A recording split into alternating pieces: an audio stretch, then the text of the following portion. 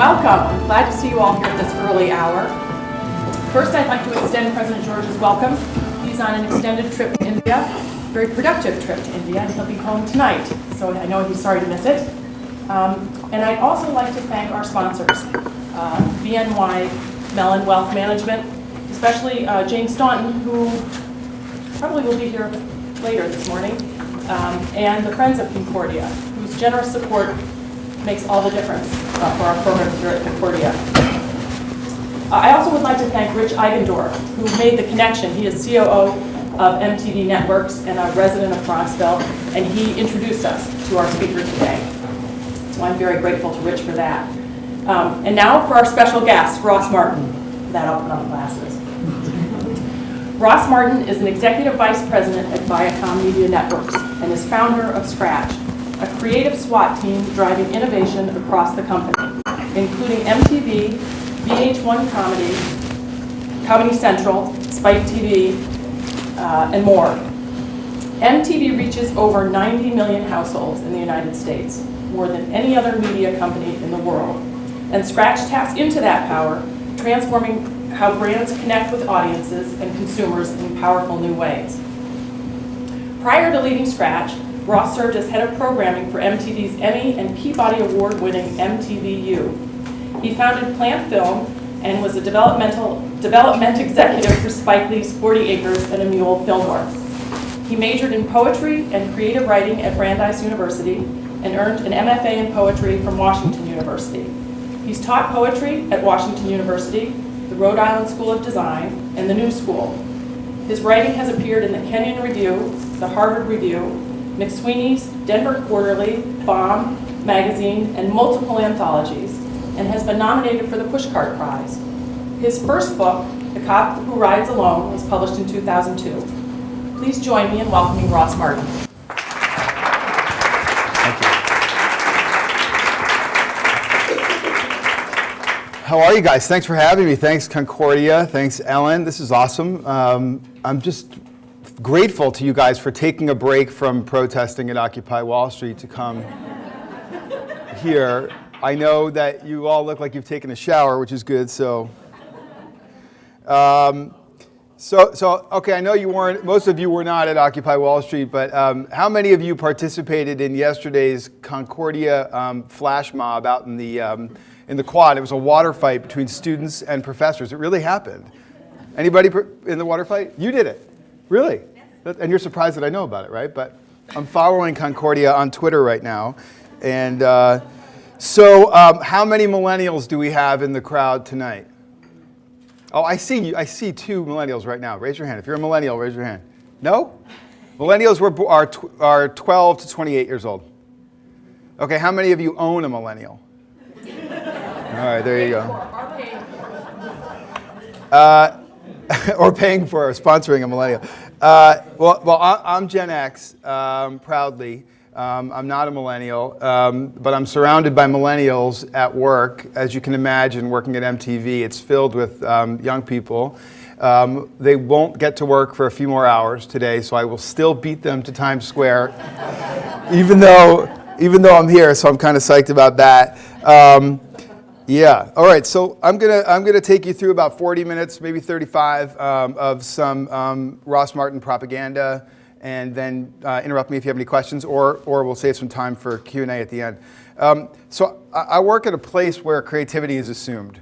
This is the most offensive slide in my whole presentation, so don't worry. And I checked with Ellen beforehand if I was going to get her fired for this, but.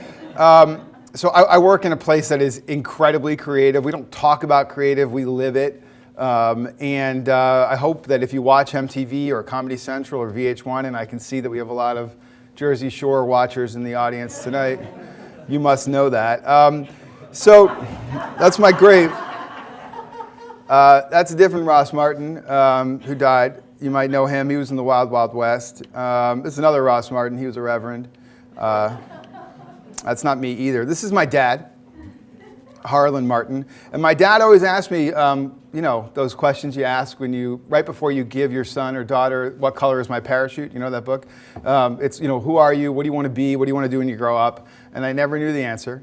I told my mom and my dad I wanted to be an elevator operator. That's what I thought I would do.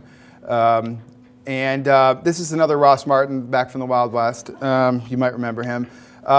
This is not the Ross Martin that I became either. This is an extreme sports guy who wins more money and girls than I ever did. But this is the Ross Martin that I became. So I'm a drummer, play the drums since I was 7. I am also the world record holder for the most ear wiggles in 30 seconds.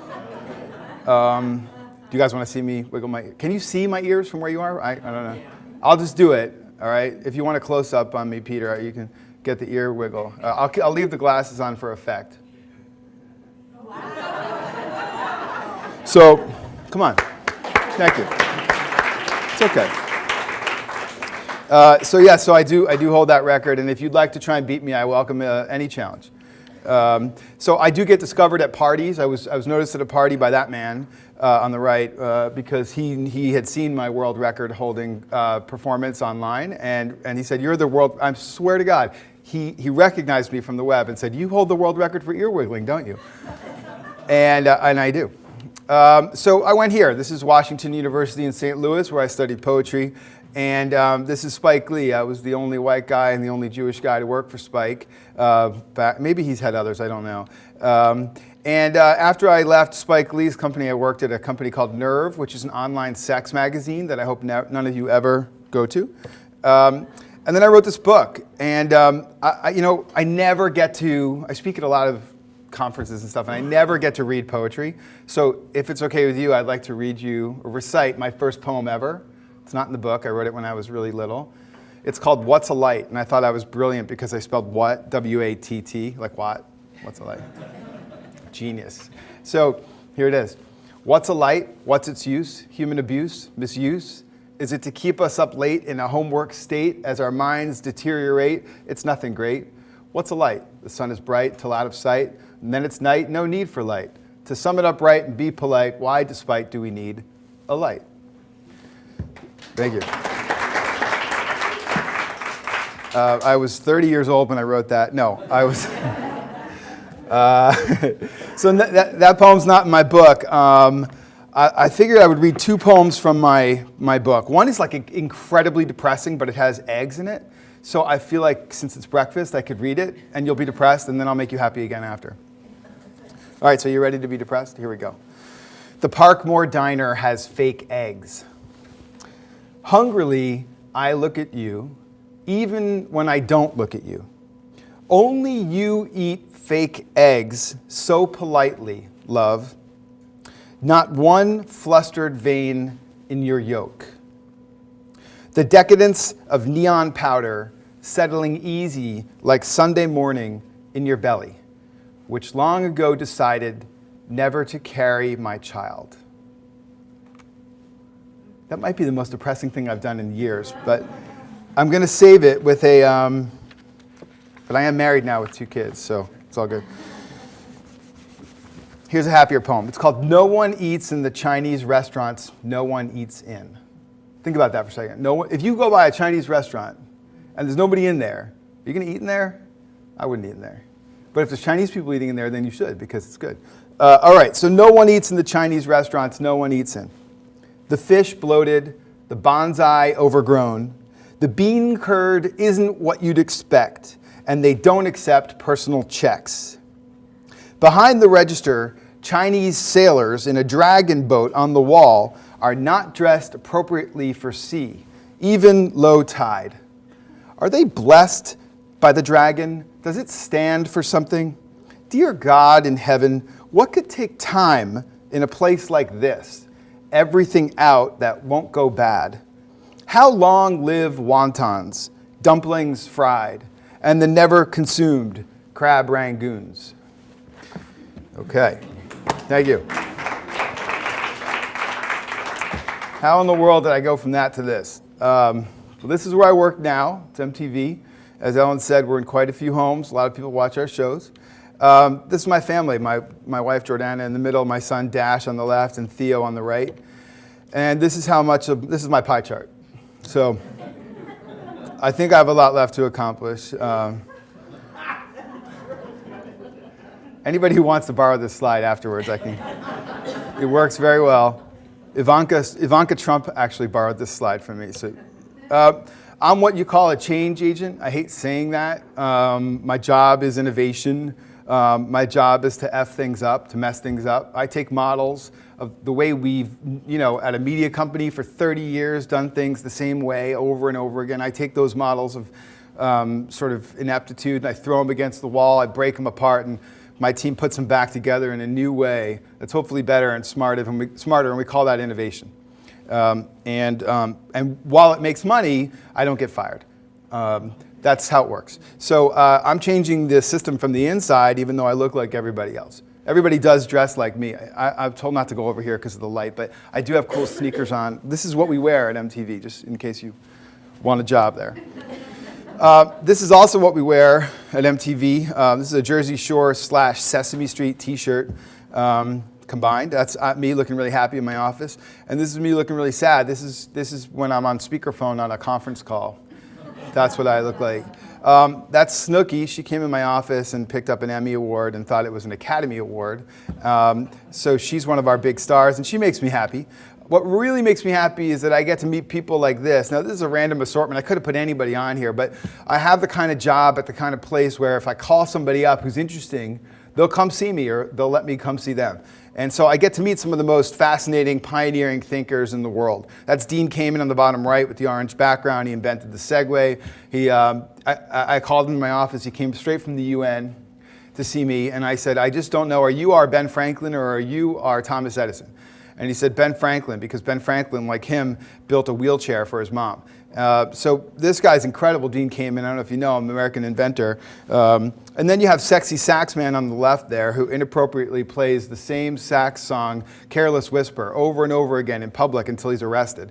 Cultural phenomenon, maybe not to you guys, but 30 million people have seen his work online. And then some other people. In the top there, we have Jay Parkinson, a doctor from Williamsburg, who is reinventing, general health care for his patients who don't have medical insurance. So I also get to be a part of or see or drive really kind of awesome marketing campaigns, which are like breakthrough. This is just one that I love. I haven't stopped talking about this in 8 years. This is what happened. I'm crossing the street right near Union Square in New York, and I see that a woman who stopped at the light has forgotten her coffee cup on the top of her car. She must have made a mistake and just driven down Broadway and left the cup up there. So I roll over to her and I go, hey, you're, what? She's like, I don't understand. I said, roll down your window. And nobody understands this because that's, what is that? So she's, put the window down.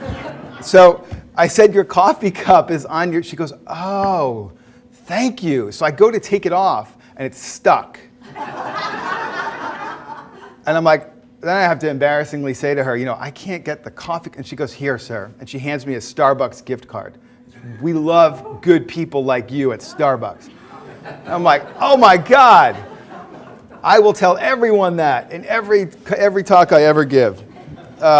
So that was kind of a breakthrough moment where I realized the power of a brand and how it could affect me. And then when something happens that's that compelling, you can't let it end with you. You have to tell everybody you know. So I called my parents, I called my wife, I called all my friends, I called everybody at work, and now I'm telling you guys.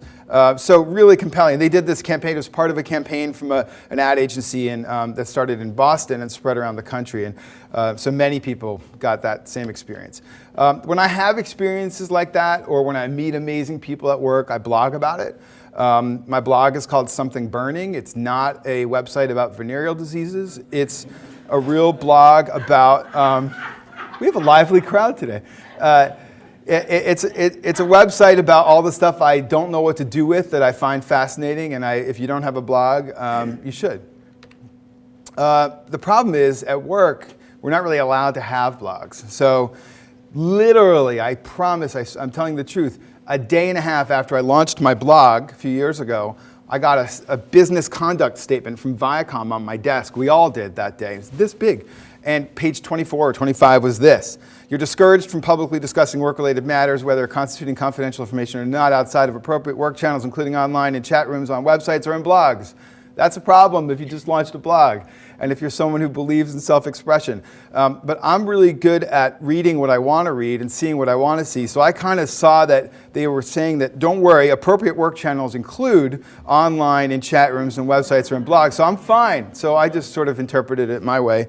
And I haven't been fired yet. Inspiration. So this is where I get inspiration from. I have two views outside of my office. They gave me a nice corner office. One view is the Hudson in New Jersey. It's amazing, it's beautiful, but it's not as inspiring as what I see on the other side, which is this hotel, the Marriott, and I see crazy things.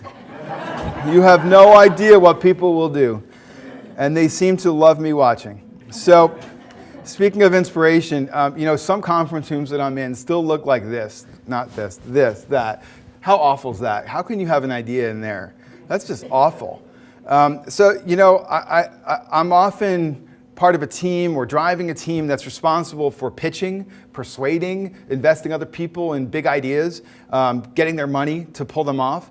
And how can you walk into a room like that and feel inspired to convince anyone of anything? So we've been working on something called pitch theater, which is where we try to bring an idea to life in a way that you kind of can't in a room like this. So that's not really a good stage. I'm going to tell you a story about a pitch that I gave to Nokia, which is falling apart in North America, but it'll come back. So Nokia asked us for a big idea. And the big idea we were going to pitch them was, it's the secret MTV channel that you can only get on your Nokia phone. And you have to push star 684 to get it. And it's like a pirate radio channel, but it's a TV channel, and it's on your phone from MTV. So I went to a room like this with a couple of my colleagues, and I began to present a PowerPoint presentation. And I had one of my colleagues, we planned it, interrupt me, and he said, Ross, I don't think they're getting it. I was maybe 15 minutes in. He goes, Ross, this isn't working. I had the CMO, Craig Coffey, the CMO of Nokia in the room. And I go, what do you mean it's not working? And he goes, it was a very awkward moment. He goes, no, I don't think they're getting what you're pitching. I said, oh God, this is awful. And the CMO, who's like a really sweet guy, goes, no, I get it. My face just looks like this. Like, oh. And he didn't know we were orchestrating this whole thing, so he fell too much for it. And then I said, all right, you know what? It's not working. Let's go out to the parking lot. So we took him out to the parking lot where we had this high-def broadcast truck out in the parking lot, because they really weren't getting it in a way they could if they were inside the channel. And I said, here's the channel, come inside. And I had people running what looked like a real TV channel that you could only get through your Nokia phone. And they bought into the idea and believed it, and there's no way they could say no. So that's the kind of thing that I work on in my group. My group's called Scratch. I love this picture because I can't tell if he has a fin or if there's someone behind him with a fin. Either way, it's still fun. So that's Scratch. What is Scratch? Well, Scratch started at MTV. Now we work at Viacom. I have two bosses. One of my bosses is Rich Eigendorf, who lives in this neighborhood. My other boss is about, 90 million people who can either decide to watch our channels or turn them off. So I really report to Rich at work, but in real life I report to an audience of young people. This is what Scratch is. Neither of those guys is me. Scratch is a SWAT team that partners with brands to drive innovation. And here's really what this is. If you are Viacom and you've got all this power, you have consumer insights, you have communications, mobile, online, promotions, talent, on air. We know more about young people, especially young people. We know more about millennials and more about moms than anybody in the world, not just in this country, in the world. We study our audiences obsessively. We spend more on research than any media company. We also have an unparalleled collection of talented people. Writers, producers, researchers, marketers, editors, no matter what, in front of the camera and behind it, in our company or trying to get into our company. And as Ellen said, we reach more people than any other media company around the world. And if you have that kind of reach and connection, that kind of talent, and that kind of information, if all you're doing with it is thriving in a ratings-based economy, you're kind of leaving something on the table. I think of Viacom as a cultural engine. I think of Viacom as something that influences people and changes the world. Sometimes for the better, sometimes for the worse, hopefully for the better. What brands have begun to do is approach us to tap into that power. Now, the funny thing about this picture is that I've embedded all these little brands in here of companies we've worked with. So you see Pepsi, you see Sundrop in the middle there. You can sort of see Bing, which is a search engine from Microsoft. You see an official-looking U.S. SEAL, that's the State Department that once hired us. You might know Pete Peterson, founder of Blackstone. He hired us a few years ago. And you see HP's computer in the lower right there. We work with lots of brands that we don't talk about publicly. Sometimes it's too sensitive. Somehow the New York Post a few weeks ago found out that we turned down the Obama campaign. But you know, we work with a lot of people. And I'm going to tell you about how we got here. So. Don't you like that slide? It seems fun, right? That guy's wondering how we got here. So you probably have heard about brands and entertainment. Guys like that would pick up the phone and call us and say, could you make original branded content for us? Because we think you might be better at doing it than our creative agency. And some of the examples are these companies. They hired us. This is in the last, some of these guys are 5, 6, 7 years ago. Hiring us to sort of go beyond the capabilities of their marketing campaigns. So yes, we're making commercials with our creative agency, and yes, we're buying media on Viacom and NBC and ABC channels and everything. But there's something more to it. Could you create original content that would express our products and our brands and the brand experience in a more compelling way beyond a 30-second commercial spot? So we did that, and we did it because we believe in this. If you talk to people the way advertising talks to people, they punch you in the face. Who in the world wants to watch yet another car commercial? I mean, it's just awful. Who makes these things? Well, our audience, millennials, let's say, were not paying attention to 30-second spots. So clients were paying us to produce content, and then they were buying time and space on our networks for us to run it. Now everybody does brands and entertainment. Even movie studios, talent agencies, sneaker companies, media agencies, computer companies or technology companies like Microsoft, platforms like Facebook, even packaged goods, Procter & Gamble. They make content and they call it brands and entertainment. And sometimes it's good and sometimes it's not. We got good at it. And after we got good at it at Viacom, a new conversation began to emerge. The conversation went something like this. Hey, you know our consumer better than we do. That's true, we do. Could you partner with us in a new way? Sure, as long as you buy millions of dollars of ads on our channel, I'll happily partner with you in a new way. Would you be our agency? I'm not sure, that seems a little bit like an old model. Okay, would you develop our youth strategy? Sure. And would you reimagine the products we make, when we make them, how they look, how they work, how we bring them to market? Yeah. So wait a minute, you're saying I could hire MTV, I could hire Comedy Central, I could hire VH1 to help me design products, figure out what I should make and how to bring them to market, where I should sell them and how I should sell them, and you know how to do that because you know more about our consumers than we do, and you've got incredible talent in your company? All right, let's see if you can do it. So we started to do it, and it worked. I'm going to show you a quick sizzle reel. This is a watershed moment for us because we began to see the power of this proposition with our work with Hewlett-Packard.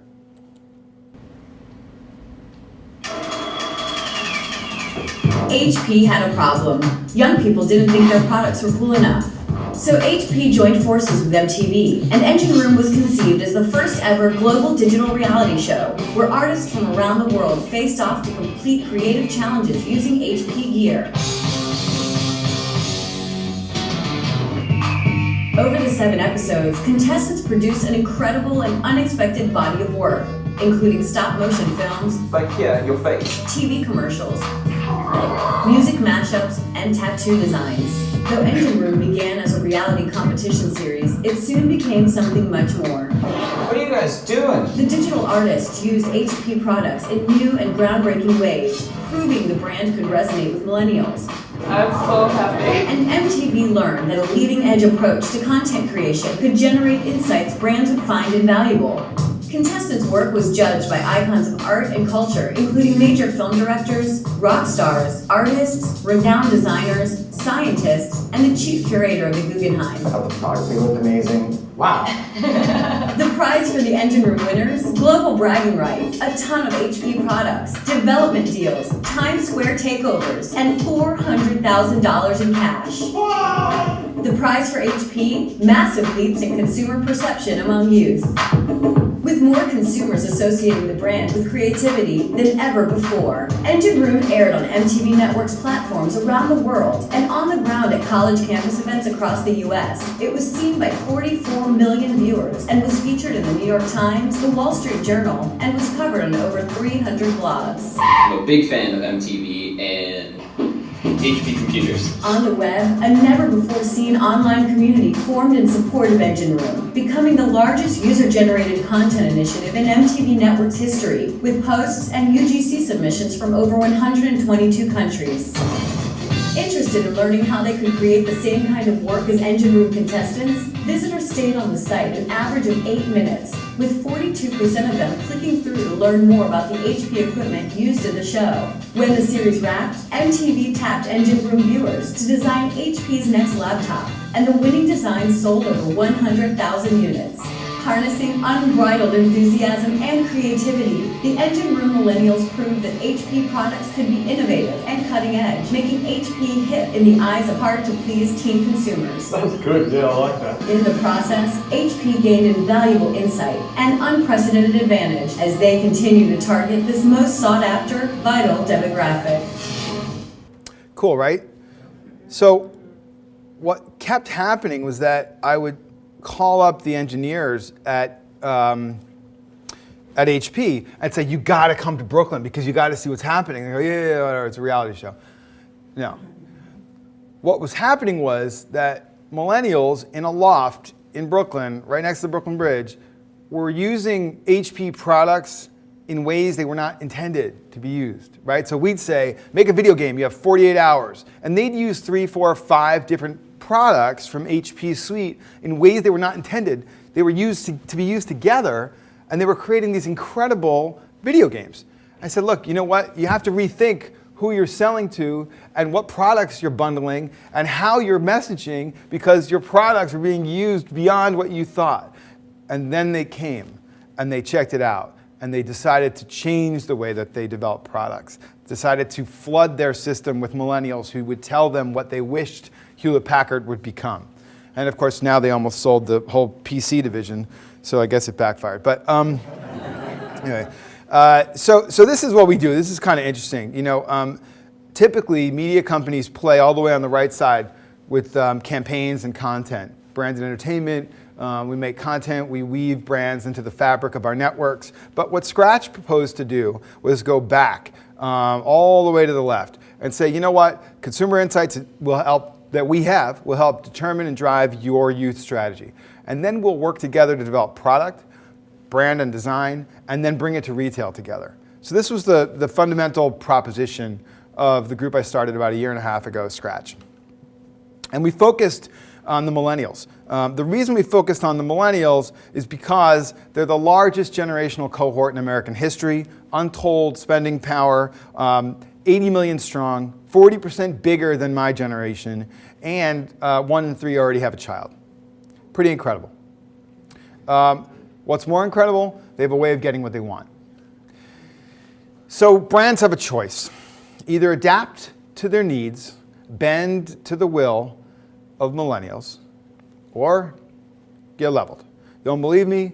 Ask Tower Records, ask BlackBerry, it's happening to RIM right now, or ask Hosni Mubarak and Egypt. What does that mean for big industries like automotive, healthcare, financial services, technology? Well, let's just take auto. Next year, millennials will be about 40% of the total car buying population. Not my number, Deloitte's number. 40%. But here's the problem for a company who's working in auto. Car ownership doesn't mean what it once did. It doesn't mean what it did to my generation or the generations that preceded me. Because There's no longer a need to get in a car to connect with your friends. I had to do that. I had to go to the 7-Eleven parking lot in New Jersey to meet up with my friends when I had a car. I don't have to do that anymore. I also don't even have to get on the phone. I don't want to talk to my friends. I want to see them, which I could do all day long at home or on my phone. And I'm not trying to escape my parents. Millennials love their parents. More importantly, they like their parents. They like hanging out with their parents. Sorry if you have a millennial and that's not true, but they do. Okay, I'm going to show you a quick case study, another one. This is a soda you probably had never heard of before I put the slide up. Maybe you had, I hope you had. So Sundrop is a soda that was only distributed in North Carolina, South Carolina, and Tennessee. It tastes like Mountain Dew, but better. Does anybody work for Pepsi here? Thank God. Coke? Thank God. If you're lying, I'm going to know. So Dr. Pepper Snapple Group, the third largest beverage company, has about 60 or 70 brands in their portfolio. Sunkist, RC Cola, Nantucket Nectars, a couple of ginger ales, and this drink, right? We had never heard of it either. They invited us to come down to Plano, Texas, and check out their headquarters. And when we got there, we got inside, it was kind of like this. It's kind of like Willy Wonka and the Chocolate Factory. You have people like this, mixologists, flavorologists. I thought I was creative, making TV shows. These people are amazing. They're on like a never-ending search for the perfect formula, the perfect taste.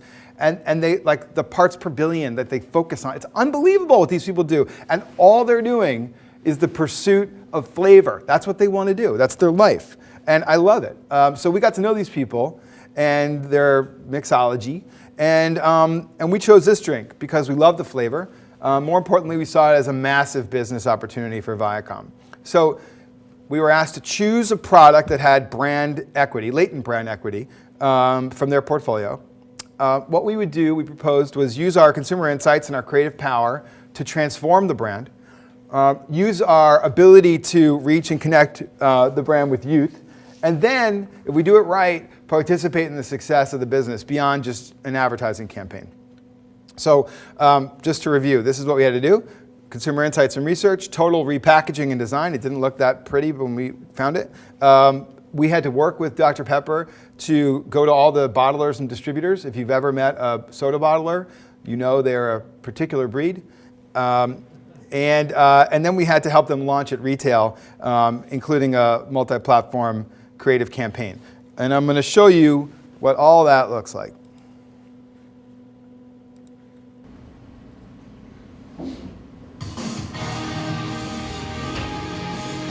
The Dr. Pepper Snapple Group is home to many of the world's most famous carbonated soft drinks, including 7-Up, Dr. Pepper, Canada Dry, and Sundrop. Sundrop! For over 50 years, Sundrop has been distributed mostly in the Carolinas and Tennessee. With limited marketing support, the last Sundrop commercials were a generation old and totally out of step with today's consumer. High school freshman Mark Jepson drinks Sundrop because it tastes good. But will it make him more popular with the ladies? So, you free Saturday night? Enter MTV Scratch, a creative SWAT team that channels the power of MTV's insights, creative talent, reach, and connection with millennials in new ways. Scratch saw massive potential in the Sundrop brand and teamed up with DPSG to launch Sundrop nationally. The venture began with a strategic review of Sundrop. Fueled by consumer insights, Scratch positioned Sundrop as a fun, friendly, shareable citrus soda, taking a programming approach that would reach consumers at retail, on TV and radio, outdoor, and in the digital social space. The newly developed brand persona informed a full package redesign, updating Sundrop's look and feel to best connect with the 13 to 24-year-old millennial target. Next, MTV Scratch worked closely with DPSG to excite bottlers and retailers about the product and the venture. Simultaneously, MTV Scratch's creative team was developing and testing multiple concepts for the TV campaign. Conceived with the self-effacing confidence millennials respond to, the Drop It Girl quickly became the lead idea for the kickoff spot. MTV had networks MTV, MTV2, VH1, Comedy Central, and Team Nick, along with BET, Cartoon Network, and ABC Family, were included in the linear and digital media plan. With TV coming into focus, sell-through at retail gained significant momentum. Walmart and Kroger embraced the venture, with both retailers committing to full chain-wide carriage of Sundrop. This meant Sundrop was guaranteed to be sold in 98% of the country. Launch called for Sundrop to be integrated into season 25 of The Real World, MTV's longest-running series. The Real World plan included product placement, commercial integration, a Sundrop theme episode, custom Sundrop wraps, a real-world digital microsite, bottler and retailer promotions, and a Las Vegas flyaway consumer sweepstakes. The plan also called for Sundrop to integrate into the MTV Woody Awards, this year taking place at South by Southwest in Austin, Texas. The integration included TV spots, digital banners, and site takeovers on the MTV Woody's homepage. Also kicking off the Woodies was a 6-month, 18-city Sundrop sampling effort with the goal of reaching 1 million consumer interactions. With buzz building, Scratch launched Sundrop.com and managed Sundrop's expanding Twitter and Facebook communities. Finally, with all the pieces of the plan firmly in place, the finished Sundrop commercial dropped in the premiere episode of The Real World. It's gonna get hot today. Grab a ice cold Sundrop and show us how you drop it. Drop it like it's hot, drop it like it's hot, drop it like it's hot. Cause I got it going on. Drop it like it's hot, drop it like it's hot, drop it like it's hot. An earth-quenching citrus soda just dropped coast to coast. Sundrop. That's how you drop it. Drop it like it's hot. That's when the campaign went viral. Maybe if I grab some Sundrop, I'll drop it like it's hot. Within minutes, Facebook, Twitter, and Sundrop.com exploded with activity as viewers responded with overwhelming enthusiasm. Comments on Facebook and Twitter ran 98% thumbs up. By the next night's Jersey Shore double run, the Sundrop commercial was the 5th most tweeted about comedy topic in the US, with a Sundrop tweet being recorded once every 9 seconds. But the viral explosion was just beginning. By day 14, over 3 million views of the commercial were recorded on YouTube, with tens of millions of impressions generated between all the platforms. Fans created hundreds of their own videos, partying in the aisles of their favorite retail stores, spontaneously dropping it in class, even producing their own version of the commercial, all to celebrate the launch of the brand.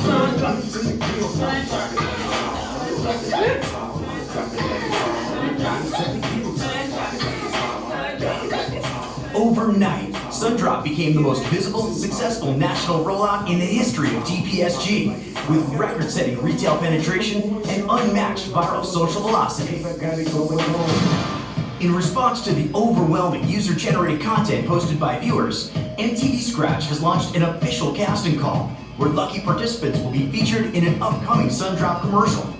Additional promotions will include a digital activation that will let players virtually drop it anywhere they want. Oh my God. With its unprecedented reach and connection to youth, MTV Scratch has engaged and activated consumers. By creating a landmark, multi-channel campaign, Scratch teamed with the Dr. Pepper Snapple Group to mega-launch Sundrop, generating an astonishing response among millennial consumers who've embraced this formerly little-known citrus soda from the South. Okay, so my mom's not as proud of that campaign as others, but that's okay. The Sundrop campaign is a success creatively and in social media. What's also interesting about it, it's a success from a business perspective because it's a revenue share deal. So every time, and I know you're going to go out and buy Sundrop today at Walmart. If you go buy it, I get paid. So thank you. And it's the first kind of deal like that in a media company's history. So we are in the soda business with Dr. Pepper on this soda Sundrop.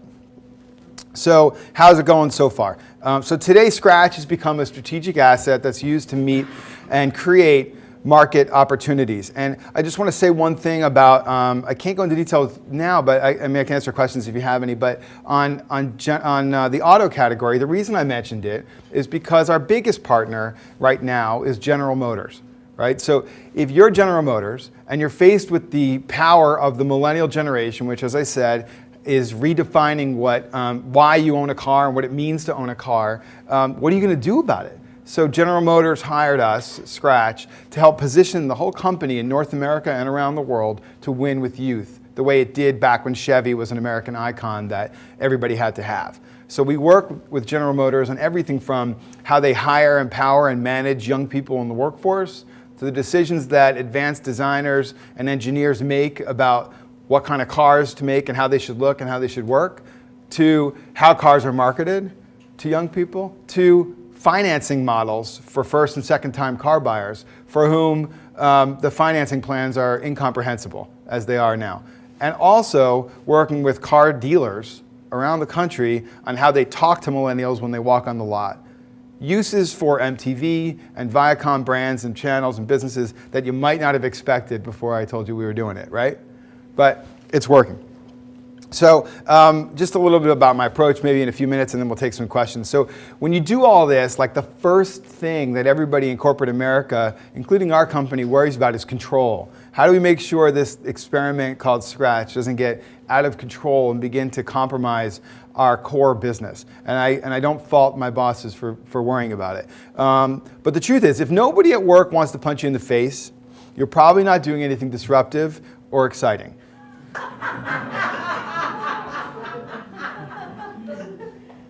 And to be honest, I'd rather they punch me in the face than try and cut out my spleen while I'm sleeping, so I don't mind punches to the face. Defensively, I bought all my boss's domain names, right? So his wife's not here, I was afraid she might be, but Rich Eigendorf, the chief operating officer of our company, doesn't own richeigendorf.com. I do. And so if they fire me, it's funny where those websites will redirect. But anyway, so I own my boss's domain names. That's a piece of advice. When you're protected, like I am, by owning your boss's domain names, you can be free to drink as much coffee as you want and do stupid things with more energy, as long as you tell the truth, right? So I believe in this, and I believe it's gotten me where I am today. I tell the truth, and sometimes that's pretty, and sometimes it's ugly, but that's what I believe in. The truth is a funny thing, because if you are a poet, you might believe, like I do, in preserving the order of perception, which means that when you look at something, it doesn't quite look like what it really is, and then your mind corrects it and goes, oh, yeah, this is what that really is. But the truth is, go back to how you originally perceived it, and maybe there's something to that, right? I'm talking about misseeing and mishearing. I think the greatest ideas, first of all, that guy didn't recognize, I was kidding, he didn't recognize me, I thought he did. I misheard him at the party, but the mishearing and misseeing, misunderstanding, where I work, where I'm coming from, is the greatest gift you can have. The best ideas in our company have come from somebody misunderstanding somebody else, reinterpreting it some other way, and somehow what comes out over here is genius. But we couldn't have gotten there in a straight line. And that happens every day where I work. I think differently about the stuff that I've got to work with. So they gave me this big office, I told you. I put bands in that office. That's a band. I put bands every week in that office. Because why not? And I jam the office with people, and we just hang out and listen to good music for about 45 minutes, and then we go back to work. That's a blank page. It's also like a blank wall. When I got to my office, I have a team of about 50 people now. It was just a wall. You know, all the walls were just like this.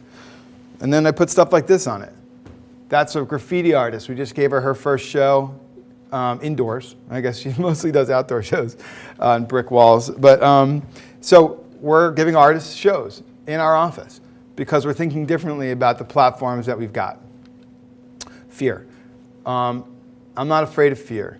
I love fear because fear shows me that I'm going in the right direction, and we're attracted to fear. And we wonder why we're afraid of things, and there's something to it. I'm running out of time, so I'm going to be quick. What we work on at Scratch is trying to solve problems that aren't there yet. One of our bizarre inspirations is this developer in New Jersey, Kay Hovnanian. There are many of them, like Kay Hovnanian, who decided, oh, here's a problem. The boomers are getting really old, really fast, and they're going to need someplace to live where they're safe and don't have to worry about mowing the lawn and getting rid of the snow when it snows. I'll build a community where boomers have to do almost nothing. And my parents now live there in that planned community in New Jersey, and Kay Hovnanian is a very rich man. All good ideas must die. Why do good ideas have to die so that great ones can live? The problem with great ideas is that sometimes they happen at the wrong time. That's okay. And then last but not least, my other piece of advice, don't pretend the elephant's not in the room. You know, I'm going to just show you this one thing, as we have 1 second. Or do I even have it up? I don't have it up. But the point is,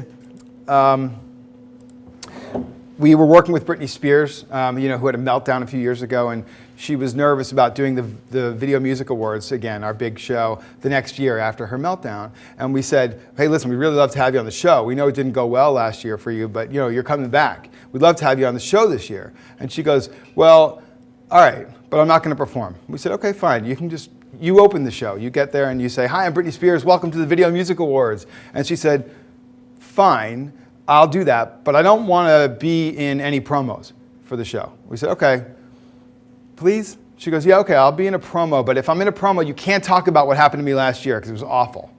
I said, okay.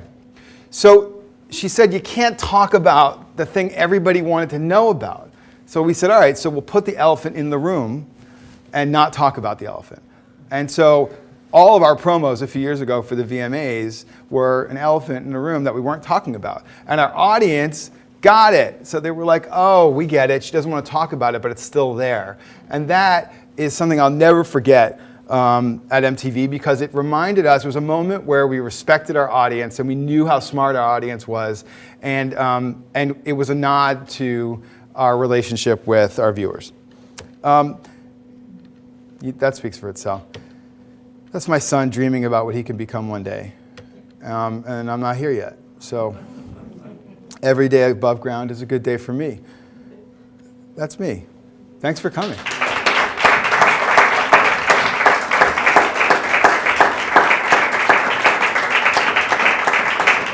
So you guys have, thank you. You guys have important careers to get to. I have millennials to, I don't know, manage back in Times Square. But we have a few minutes. We could take some questions if you have any. Yes.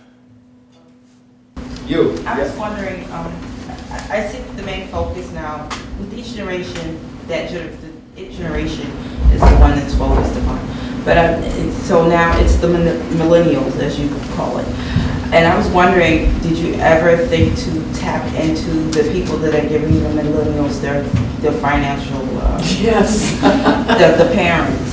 Yeah, for sure. Yeah, so, you know, I'm focusing today on millennials. You know, we have, if you look at Nickelodeon, our kids and family channels, which are co-viewed by kids and their parents, or you look at some of our channels with an older demographic like TV Land, or even sometimes VH1, Comedy Central, and those channels, you know, we speak to every generation. You know, Scratch happens to have a particular expertise on millennials, and they're a powerful generation that I believe most brands, big brands in this country, are not prepared to win. But you're right. And when it comes to moms, parents, and little kids who are younger, the next generation after the millennials who are influencing purchase like never before, it's unbelievable. I mean, it's like, I know parents who won't buy an outfit until their 6-year-old says it's cool. You know, it happens. And if you look at the studies we're doing now are how much kids under the age of 12 are influencing which car their parents purchase, not just in this country, around the world. So yeah, we study intergenerational dynamics all the time, and I think what's happening at Zuccotti Park in Manhattan is, you know, in essence, one of the first intergenerational movements of the 21st century. It's not just driven by millennials, all ages. Yes, yes, sir. If you were to take a mandate from President Obama, what would you tell him to do? Oh. Trying to think of the political orientation of Bronxville. Answer.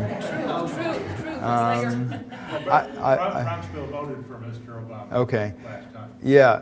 No. You know, the reason we didn't take on the business wasn't political at all. It was just a policy issue. We couldn't do. But what would I tell him? You know, that's a good question. I would tell him to tell the truth.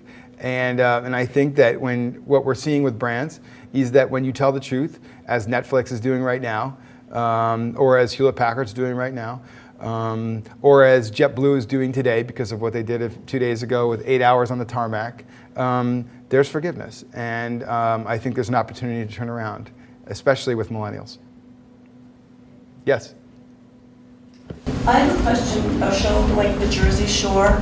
Do you ever think about the long-term effects or how that affects? I mean, I have a 20-year-old son who watches that and he thinks it's fun, but, and I've seen it a few times obviously too, but to think how that's affecting, that they think that that's acceptable behavior. Right. What about the outcome of that? I agree with you. So, you know, I think what you're talking about is the responsibility that a media company has for the messages that it blasts out to, in this case, young people watching Jersey Shore.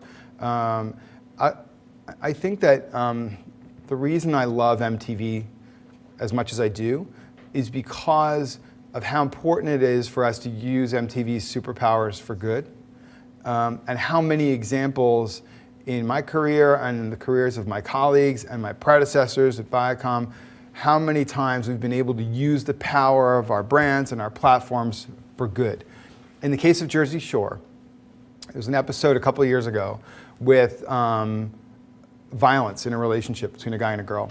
And it was awful, awful. And MTV, I know, struggled with the decision about whether to run that episode or not, because it was widely reported that it happened during the shoot, and then everyone was wondering, well, when it comes to air, is MTV going to show that scene where someone was hit or not? We showed it and followed it immediately with a promo and then a special about domestic abuse and violence. And we saw what happened was call center volumes went up around the country, and all of a sudden people who have been abused, who have been in that situation, reached out for help. And I think that's turning what was a sort of horrible situation on a shoot into you know, something that really does happen in the real world quite a bit, more than most of us would even want to believe. And it sort of put that issue out there into the world and gave you the resources, the support, the encouragement to get help if you're in that situation. It's just one example of what we do, but we take the responsibility really seriously because you're right, we're talking to kids who are, you know, in the middle of becoming who they're going to become. And if they're watching our shows, we have a responsibility to do the right thing. Yes? Fascinating talk, but still curious, how did a poet get into this? So I got into this business because I went to grad school at WashU in St. Louis. I couldn't stand the idea of taking 5 poetry classes, so I took a screenwriting class because I thought it would be easy. And in my screenwriting class, which was taught by Buzz Hirsch, who made the movie Silkwood, I wrote a script. That's all you had to do. You had to write a script. Okay, I write a script. At least I don't have to write any more poems. So I wrote a script, and he said, you know, this is the best script of the year. You get a $100 prize from the drama department. Okay, my script was horrible, by the way. But he said, you should go work and read scripts for a filmmaker so you get the hang of it, because I think you could be a big screenwriter one day.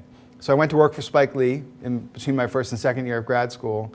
And he had me back after grad school, and I started working for Spike Lee. And so my career in film sort of happened with Spike, but I never gave up the poetry career. And what I, you know, if we have more time, I'll get into it, but I think that so much of what I've learned in poetry and in literature applies to how I think about communicating and doing anything creative in my job in television and film. They happen to be opposites, right? So almost no one reads poetry, and almost everyone watches television. So I'm dealing with the least consumed media and the most consumed media. And what's fascinating about it is the economy of language, what compels people, character and narrative, those don't change. Either you're connecting with people and something you're writing or projecting resonates, or it doesn't.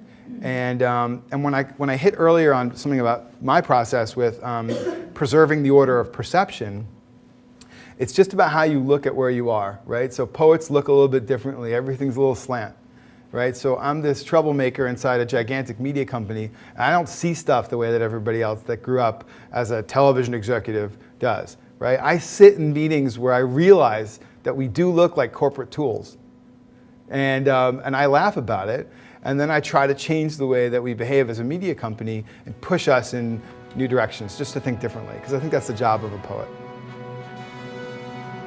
Good. Thank you guys so much. Thank you for having me.